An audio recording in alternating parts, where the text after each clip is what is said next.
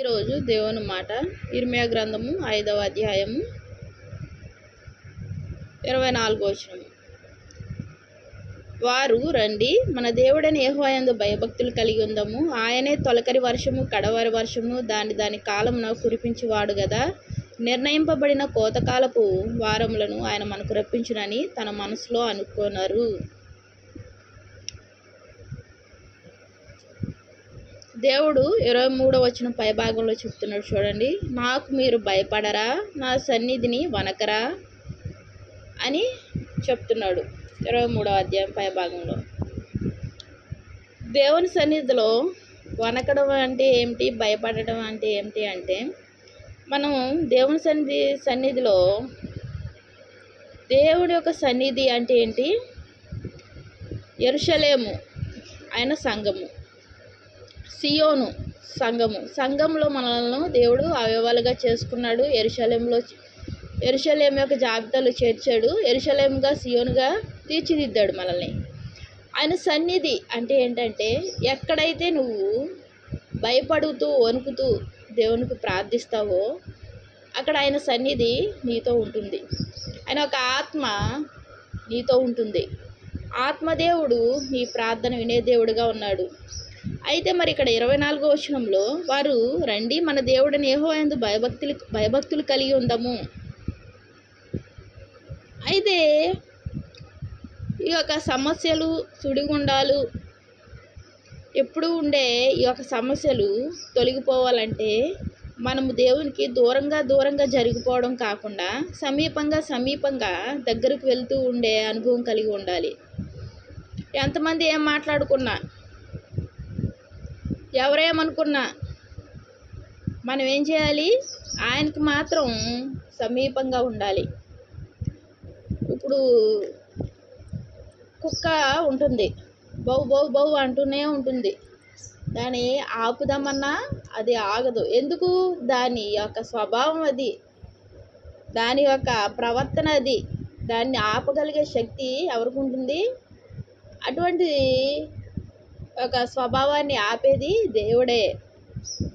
అయితే ఎవరో ఏదో అనుకుంటున్నారని, ఎవరో ఏదో మాట్లాడుకుంటున్నారని, మనల్ని వెలిచూపు చూస్తున్నారని మనం దేవుని సన్నిధికి దూరం అవ్వకూడదు. దేవునికి సమీపంగా ఉండాలి. ఆయన సృష్టించిన సృష్టికర్త.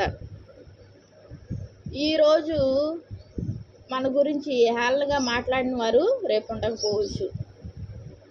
ఎందుకంటే కాలము సమీపంగా ఉంది. కాలగర్భంలో ఏం జరుగుతుంది?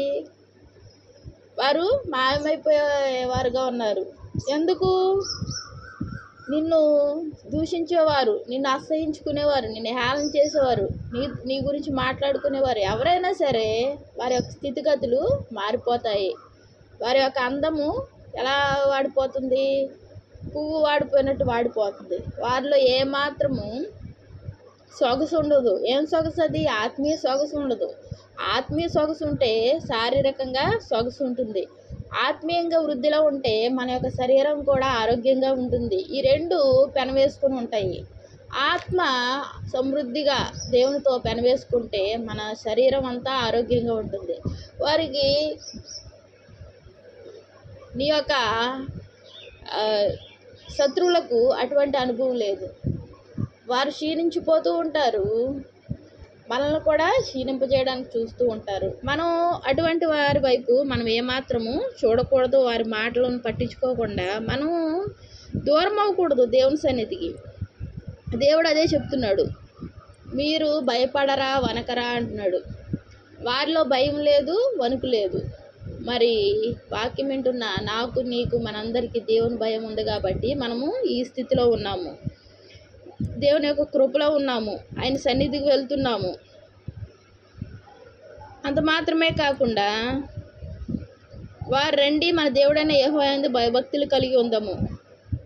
మనము మరింత భయభక్తులు కలిగి దేవునిలో ఉండాలి. ఆయనే తొలకరి వర్షము కడవరి వర్షము వాని కాలమున కురిపించువాడు కదా. దేవుడు మనకి ఏది అనుగ్రహించాలన్నా, ఏ యొక్క దీవెన ఇవ్వాలన్నా, ఏ ఆశీర్వాదం ఇవ్వాలన్నా, మన యొక్క సమస్యలు తొలగిపోవాలన్నా, మన యొక్క కష్టాలు గట్టెక్కాలి అన్నా ఏం చేయాలి? ఆయన దీవెనల వర్షం, తొలకరి వర్షం, కడవరి వర్షం ఈ రెండు కురిపించే దేవుడు ఆయనే కాబట్టి మనం ఆయన యందు భయభక్తులు కలిగి ఉండాలి. లోకం వైపు, వారి యొక్క మన శత్రువుల యొక్క మాటల వైపు, వారి యొక్క విధానం వైపు మనం ఏమాత్రము చూడకూడదు. వారు మనం చూస్తూ ఉంటారు, మన గురించి మాట్లాడుతూనే ఉంటారు. ఎందుకంటే వారిలో లేనిది మనకున్నది. ఏంటది? మనం దేవుడిని ధరించుకున్నాము, వారిలో దేవుడు లేడు. ఎందుకు లేడు దేవుడు? వారి యొక్క మాటలు, వారి యొక్క అసహ్యపు జీవితం, అసహ్యపు మాటలు, వారి యొక్క వింత ప్రవర్తన, ఎప్పుడు చూసినా ఇతరుల గురించి ఆలోచించడం, ఇతరుల గురించి మాట్లాడడం, వారి యొక్క త్రోవ. అందువలన వారి దగ్గర దేవుడు ఉండడు. దేవుడి గురించి సంభాషణ ఉండదు. దేవుని యొక్క ఆత్మ వారి దగ్గర కూర్చున్న వారు కూడా దేవునిలోకి రాలేని పరిస్థితి. వీరు ఏకమయ్యి ఎప్పుడు చూసినా ఇతరుల గురించి మాట్లాడుకుంటూ ఉంటారు కాబట్టి వారికి అది అలవాటు అయిపోయింది. వారిలో సమాధానం లేదు, సంతోషం లేదు, ఆత్మ బలంగా లేదు, వారి శరీరం కూడా బలంగా ఉండదు. రోజు రోజుకి ఏమవుతుంది? అది ఏమవుతుంది తెలుసు కదా. ప్రియమైన దేవుని మాట వింటున్న వారులారా, దేవుడు మన శత్రువుల్ని ఆ రీతిగా చేసే దేవుడుగా ఉన్నాడు. ఎందుకు? పూర్తిగా దేవుడి నుంచి దూరం అయిపోయి వారి యొక్క ప్రవర్తనలో, వారి మాటల్లో అంతా వింతే ఉంటుంది. అయితే మనం దేవుని యందు ఇంకా భయభక్తులు కలిగి ఉండాలి. ఇంకా మనము ఆయనకు సమీపంగా ఉండాలి. నిర్ణయింపబడిన కోతకాలపు వారములను ఆయన మనకు రప్పించునని తన మనసులో అనుకోనరు. వారు హృదయాల్లో ఏమాత్రం అనుకోనరు. ఎప్పుడు చూసినా హృదయం అంతా ఎలా ఉంటుంది? చెత్తతో ఉండి ఎప్పుడు చూసినా కొనుక్కుంటా, సనుక్కుంటా, తిట్టుకుంటా, వారి నోరు ఎలా ఉందంట? భయంకరంగా ఉందంట. భయంకరమైన చెత్తలా ఉంటుంది వారి నోరు. ఎవరి నోరు? మన శత్రువుల నోరు. ఆ చెత్తలో నుంచి అంతా బయటకు చెత్తే వస్తుంది తప్ప ఏమాత్రం మంచి అన్నది రాదు. అయితే దేవుని దగ్గరికి వెళ్దామని కూడా వారు అనుకోరు. వెళ్ళినా సరే మరలా మామూలే. వారి యొక్క ప్రవర్తనలో మార్పు ఉండదు. వారి యొక్క ఏ మాత్రం మార్పు ఉండక వారి యొక్క స్థానం వారిదే, వారి యొక్క ప్రవర్తన వారిదే. కానీ వీరు 10 మందిలో మేమే గొప్ప, మమ్మల్నే మంచోళ్ళు అంటున్నారు అని రకరకాలుగా చెప్పుకుంటూ వారు అతిశయపడుతూ, దేనికి అతిశయపడాలో దానికి అతిశయపడకుండా, దేనికి తగ్గించుకోవాలో తగ్గించుకోకుండా విర్రవీగుతూ మాట్లాడేవారుగా ఉన్నారు. ఇటువంటి శత్రువులు ప్రియమైన సహోదరులారా, మనకు ఎవరైనా ఉంటే వారిని ఏం చేస్తాడు? దేవుడు క్షీణింపజేసే దేవుడుగా ఉన్నాడు. అయితే మనమైతే మన యొక్క సమస్యలను బట్టి, ఈ యొక్క శత్రువుల యొక్క మాటలను బట్టి మనం దూరం అవ్వకుండా మనము దేవుని సన్నిధికి వెళ్ళాలి, భయభక్తులు కలిగి ఉండాలి. ఆయనే తొలకరి వర్షము, కడవరి వర్షము కురిపించేవాడు. ఇది తెలియక మనము దూరం అవ్వకూడదు.